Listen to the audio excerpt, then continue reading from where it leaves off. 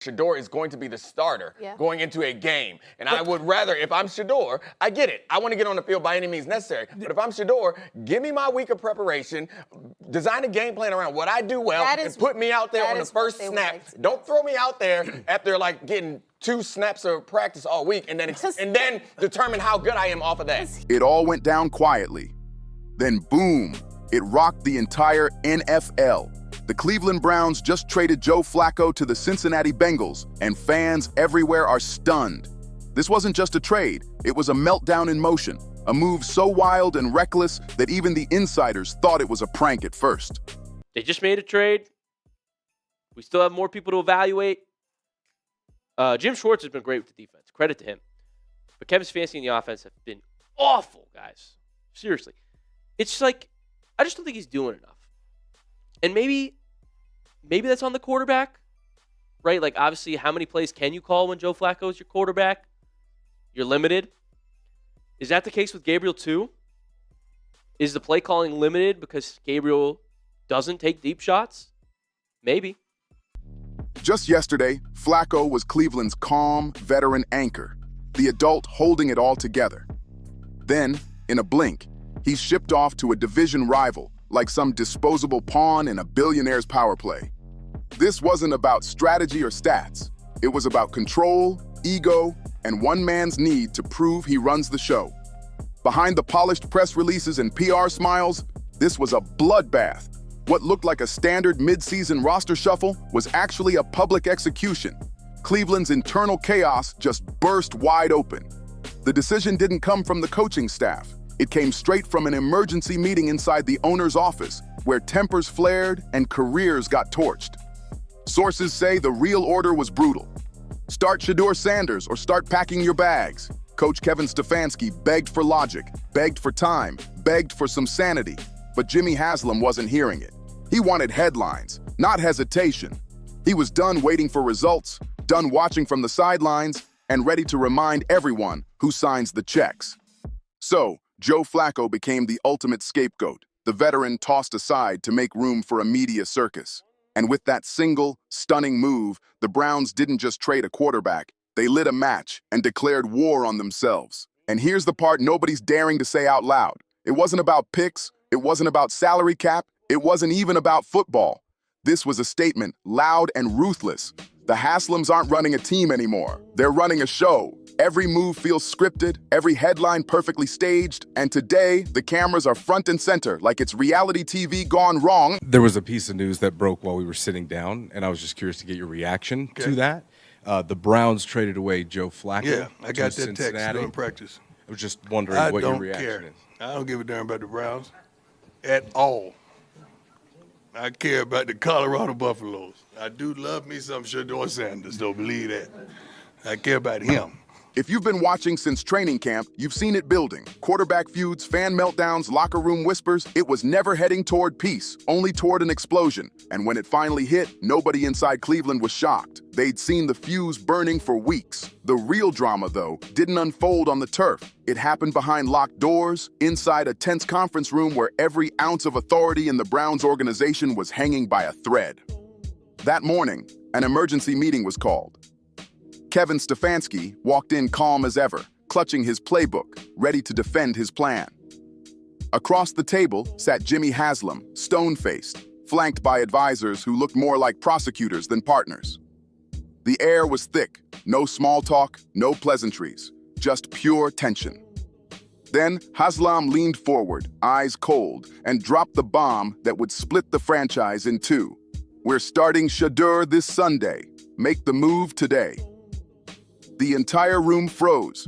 Stefansky fired back, talking stability, leadership, playoffs, the locker room vibe. But Haslam wasn't listening. The decision had already been made and the message was crystal clear. This wasn't about football anymore.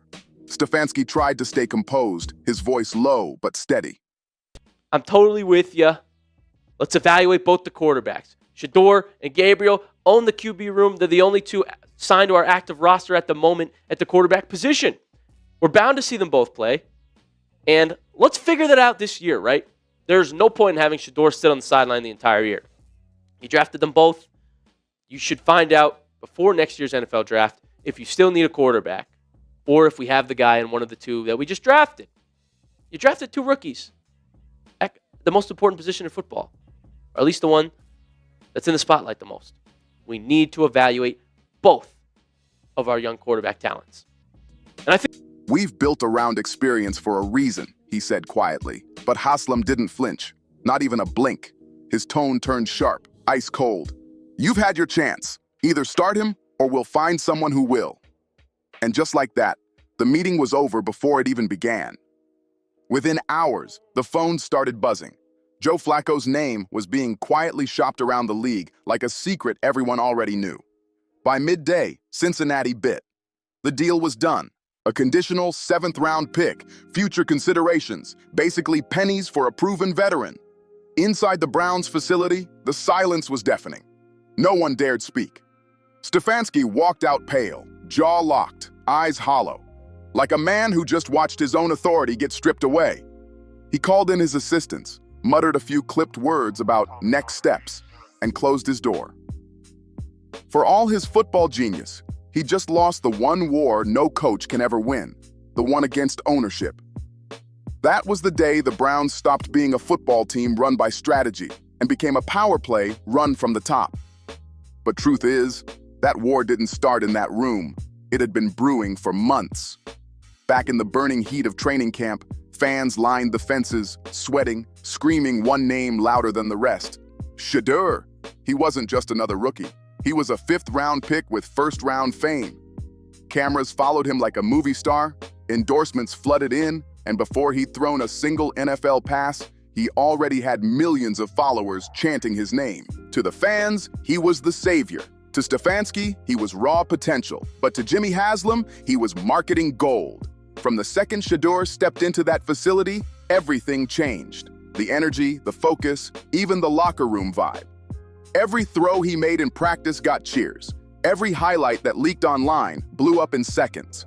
And every time Stefansky gave Flacco another rep with the starters, you could feel the tension rise. Veterans respected Flacco. The calm, the order, the leadership. But the younger guys? They whispered about Shedeur's spark, that electric energy he brought every time he stepped on the field. Some said it felt like a new era starting. Others thought it was pure chaos wearing a smile. Reporters picked it up next. Local radio shows started stirring the pot, asking, why draft Sanders if you're too scared to play him? Every press conference turned into a firing line. The narrative was out of Stefansky's control now, and Cleveland was about to explode from the inside out. Stefansky tried to keep his cool, repeating the same line over and over. He's developing, he's learning. But the more he said it, the louder the questions got. What was meant to be patience turned into pure chaos. Social media lit up like wildfire, and suddenly Cleveland had a quarterback civil war. Flacco's fans preached discipline and professionalism, calling him the only adult in the room. Shedeur's supporters? They saw a revolution being delayed, a future being held hostage. Stefansky was stuck in the middle, drowning in noise, trying to hold together a team while his own fan base and billionaire boss were pulling him in opposite directions. Every rep Flacco took in practice was branded as sabotage. Every time Shedeur sat on the sidelines, fans screamed, "Conspiracy!"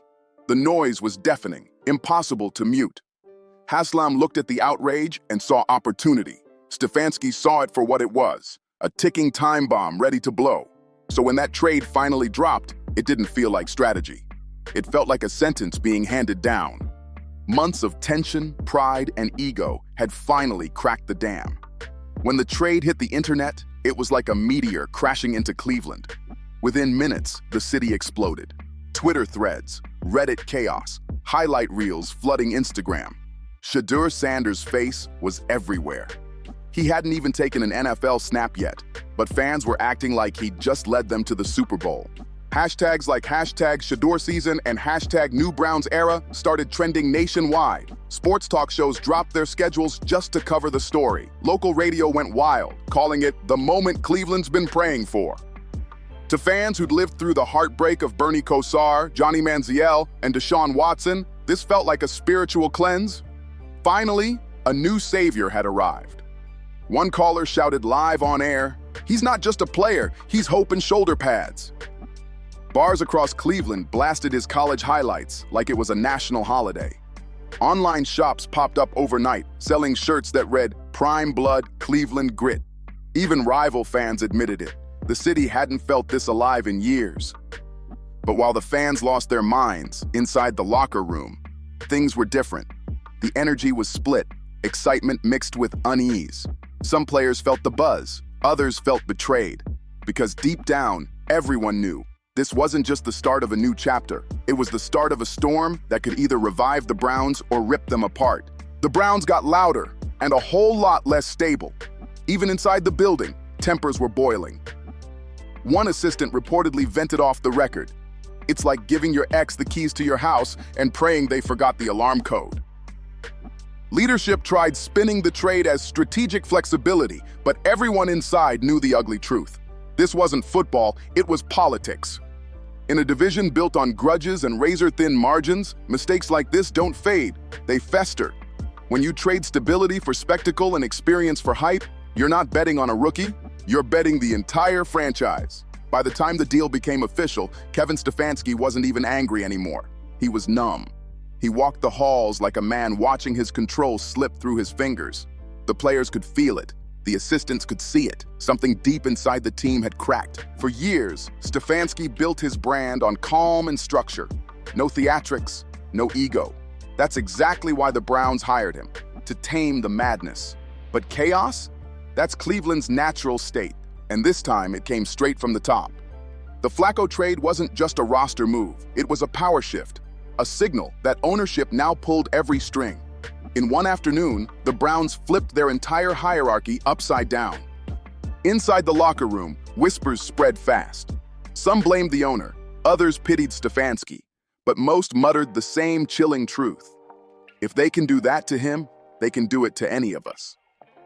The next morning, Stefansky faced the media. He spoke with his usual calm, but behind the eyes, you could see it. The fire was gone. Stefansky stepped up to the podium, delivering a string of robotic lines meant to hide the truth. "We're confident in our direction. Every decision we make is about giving the team the best chance to win. Joe was a great professional for us." The words were perfect, but his face said it all. He looked drained. He wasn't fighting the media anymore. He was fighting irrelevance. Behind closed doors, he reportedly thought about walking away. He still had years left on his deal, millions guaranteed. But what good is that when you've lost control of your own team? Sources say he told his staff, if they want a reality show, let them coach it. But he didn't quit. Not yet. Leaving would have meant surrender. So, like every cornered coach, he adjusted. He smiled for the cameras, pretended to believe the hype, and went back to leading a team that no longer listened. The timing couldn't have been worse. The Browns were supposed to be entering a championship window. Elite defense, loaded roster, veteran leadership. Instead, they turned into a franchise chasing clicks, highlights, and headlines. And Stefansky knew the game. If Shedeur Sanders succeeded, Haslam would take the glory. If he failed, Stefansky would take the blame. This wasn't just a quarterback switch. It was a clash of eras. Joe Flacco represented the old school. Discipline, calm, structure, quiet leadership. Shedeur was the opposite. Flashy, bold, magnetic. A player whose brand was already bigger than his stats. Flacco gave you safety, short passes, controlled drives, reliability. Shedeur gave you chaos and thrill. Every snap could be a masterpiece or a meltdown. One veteran put it perfectly. Flacco reads defenses like a textbook. Shedeur reads them like a highlight reel. That contrast was electrifying and terrifying. Cleveland didn't know which version of football it wanted to be anymore. Inside the locker room, some loved the spark Shedeur brought. It felt like something new. But others missed the calm that vanished with Flacco. Still, the decision had already been made. The Browns weren't chasing balance anymore. They were chasing attention. And once the trade went public, the story no longer belonged to Cleveland. It belonged to the world. ESPN cleared segments for it. FS1 turned it into a week-long circus. NFL Network ran montages of old Flacco highlights, spliced with slow-motion clips of Shedeur warming up, gold chain gleaming, helmet tilted just right. Cleveland wasn't just on the sports page anymore. They were on every timeline. Every sports show, podcast, and YouTube channel jumped on it like sharks in the water. Was this bold leadership or pure dysfunction? Did Jimmy Haslam just ignite the Browns' future or torch another season before it even began? Reporters couldn't keep up. Phones buzzed nonstop with leaks, whispers, and anonymous sources. National analysts were breaking down Stefansky's facial expressions like crime footage, while fan accounts flooded TikTok with side-by-side edits of Shedeur Sanders and Patrick Mahomes. The trade turned into a meme overnight.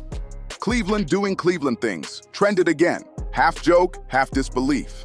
But beneath all the mockery, people kept watching. Like it or not, the Browns had just become the most clickable team in football. For Haslam, this was the dream. Buzz, relevance, ratings. For Stefansky, it was a living nightmare. And for Shedeur Sanders, it was a pressure cooker only few rookies ever face. Fame before proof. Every throw, every sideline glance, every whispered comment was recorded, dissected, and replayed. He wasn't just getting ready for his first NFL start. He was starring in a live documentary called The Browns Experiment. Then a darker truth started to surface. This chaos wasn't random. It was planned. To outsiders, the Browns looked like they were sabotaging themselves. But inside league circles, it looked calculated, almost strategic. Because just weeks earlier, NFL Commissioner Roger Goodell had made a bold statement at the annual owners' meeting. The league thrives when young, marketable quarterbacks lead the conversation. That wasn't coincidence. It was a signal. The NFL's future wasn't about system quarterbacks or stability. It was about personalities that could drive ratings, clicks, and conversation. And Shedeur Sanders? He was tailor-made for that. A confident rookie, a famous father, a massive social media following, he checked every box the league could dream of. Behind closed doors, even executives admitted what fans already sensed. The league didn't want steady. They wanted stars. Veterans like Flacco didn't move numbers. Shador did. His name trended in minutes. His clips went viral before the play clock hit zero. In today's NFL, attention is the currency, and Shador was the league's newest investment.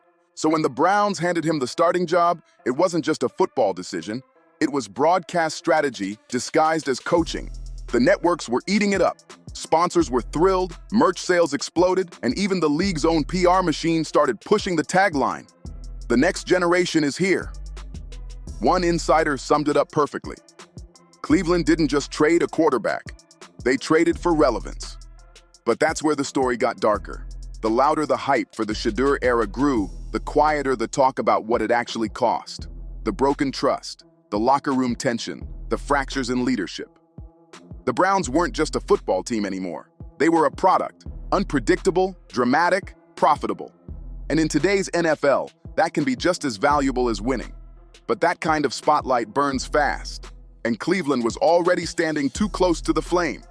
When game day hit, Sunday Night Football, Ravens versus Browns, the lights at M&T Bank Stadium cut through the Baltimore fog, and all eyes locked on one man, Shedeur Sanders, making his first official NFL start right in the middle of the storm Cleveland had created. He jogged onto the field, calm and collected, chin high, the cameras chasing his every move. Behind him, Kevin Stefansky stood frozen, headset on, expression unreadable. To the world, it looked like confidence. But inside, it was pure survival. This wasn't football anymore. It was theater. Every throw Shador made was instantly dissected on social media. Every incomplete pass turned into a viral clip. Every sideline look became body language analysis. By halftime, analysts were already divided, half calling it the rebirth of Cleveland football, the other half declaring it the death of Stefansky's career. Inside the locker room, the tension was thick. Some rallied behind the rookie. Others quietly questioned if this was still about football, or if they were now actors in a live show. But there was no turning back. The old Browns were gone, replaced by a headline machine chasing clicks and chaos. When the final whistle blew, the score didn't even matter. The experiment had begun. Cleveland had officially traded stability for spectacle, control for chaos, and experience for entertainment. Whether it worked or not didn't matter. They had the one thing every franchise secretly wants: attention. In the days that followed, Shedur's jersey sales skyrocketed nationwide. ESPN ran full segments on the Sanders effect.